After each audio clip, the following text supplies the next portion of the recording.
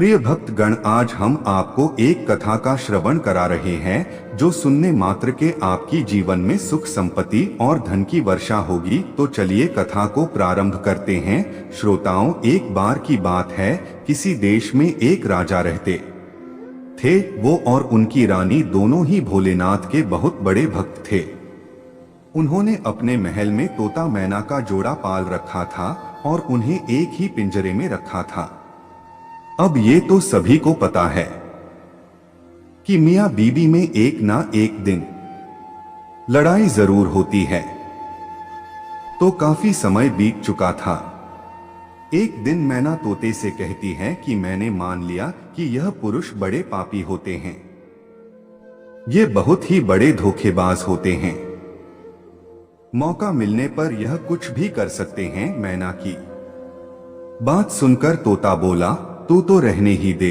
पुरुष उतने पाप नहीं कर सकता जितने पाप स्त्रियां करती है। जितनी धोखेबाज स्त्रियां होती है ना, उतना धोखेबाज तो कोई होता ही नहीं है। इनसे बड़ा पापी इस पूरी दुनिया में कोई नहीं होता। यह किसी की भी हत्या कर देती है। जिसके बाद तोता और मैना में लड़ाई होने लगी कि दुनिया में सबसे बड़ा पापी कौन है। ये सब दृश्य देखने के बाद राजा ने पूछा, तुम दोनों क्यों लड़ रहे हो? किस बात पर तुम दोनों विवाद कर रहे हो? मैना ने उत्तर देते हुए कहा, यह मान नहीं रहा कि दुनिया में सबसे बड़ा पापी पुरुष होता है। फिर तोते ने कहा, मैं कैसे मान जाऊं, क्योंकि सबसे बड़ी पापी स्त्रियां ही होती है। राजा ने दोनों से कहा, तुम किस कारण से ऐसा कह रहे हो? तब मैना ने उदाहरण देते हुए कहा, एक गांव में एक सेठ जी थे, बड़े ही धनबाद, और उनका जो बेटा था वो बहुत ज्यादा बिगड़ैल किस्म का इंसान था।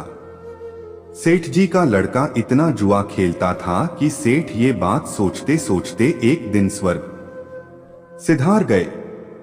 जब पिता जिंदा थे तो वह थोड़ा थोड़ा जुआ खेलता था, लेकिन पिता की मृत्यु के बाद वह मुक्त हो गया और आराम से दिन रात केवल जुआ ही खेलने लगा, जिसका परिणाम ये हुआ जुआ में सब कुछ हार गया। फिर वह लौटकर अपने गांव नहीं आया और किसी दूसरे गांव चला गया, जहां वो एक सेठ के घर जा पहुंचा और उसने कहा कि थोड़ा सा जल मिलेगा। जब सेठ ने उससे पूछा कि तुम कहां से आए हो, क्या करते हो, जिसके उत्तर में लड़के ने कहा, मैं व्यापारी हूं और जहाज से जा रहा था।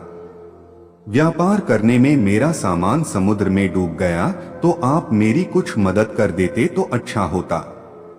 सेठ ने लड़के की बात सुनी और फिर उसकी बातों के जाल में फंस गए और कहने लगे कि बेटा, तुम दिखने में ठीक ठाक हो और कमा भी लेते हो, तो क्या मेरी बेटी से शादी करोगे?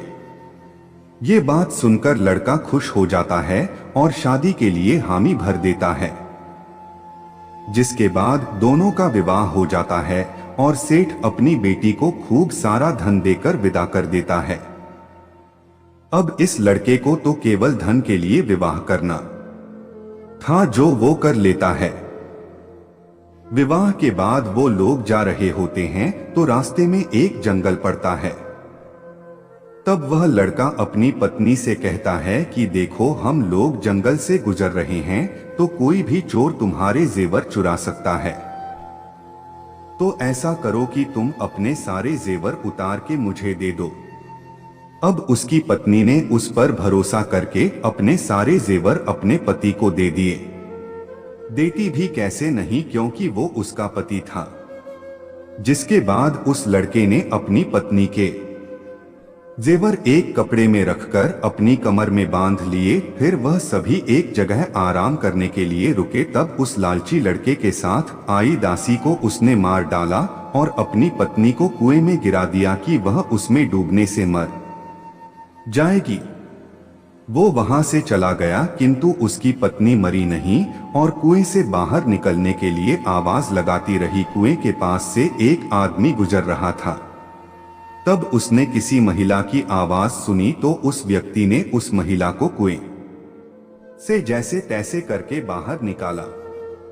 कुएं से बाहर निकालने के बाद महिला ने अपनी सारी जानकारी उस व्यक्ति को दी, जिस पर उस व्यक्ति ने महिला को उसके पिता के घर पहुंचा दिया। घर पहुंचने के बाद महिला के पिता यानी सेठ जी ने पूछा, क्या हुआ तुम्हारे साथ? अब क्योंकि वो स्त्री पतिव्रता थी इसलिए उसने अपने पिता से झूठ कहा और बोली, पिताजी जंगल में कुछ चोरों ने हम पर हमला कर दिया था और दासी को मार दिया, मुझे कुएं में धकेल दिया और पति का कुछ नहीं पता। बेटी की बातें सुनकर सेठ जी बोले, चलो कोई बात नहीं, भगवान सब सही कर देंगे। कुछ समय बाद लड़का दोबारा अपने ससुराल पहुंचा और सोचा कि सेठ जी से कहेगा कि आप नाना बनने वाले हैं और इसके बदले में खूब सारा धन मिल जाएगा। लेकिन वह जैसे ही अपने ससुराल पहुंचा उसकी मुलाकात उसकी पत्नी से हुई, जिस पर उसकी पत्नी ने उससे कहा, मैंने पिताजी को ये सारी बातें बताई हैं, तो आप भी यही बता देना। वो कहते हैं ना, आदत वालों की आदत नहीं जाती। उसने देखा कि उसकी पत्नी ने बहुत सारे जेवर पहन रखे हैं, तो उस लड़के ने पत्नी से कहा, तुम सो जाओ, सुबह मैं तुम्हें अपने साथ लेकर जाऊंगा। रात हुई और उसने अपनी पत्नी का चाकू से कत्ल कर दिया तथा सारे जेवर लेकर चला गया।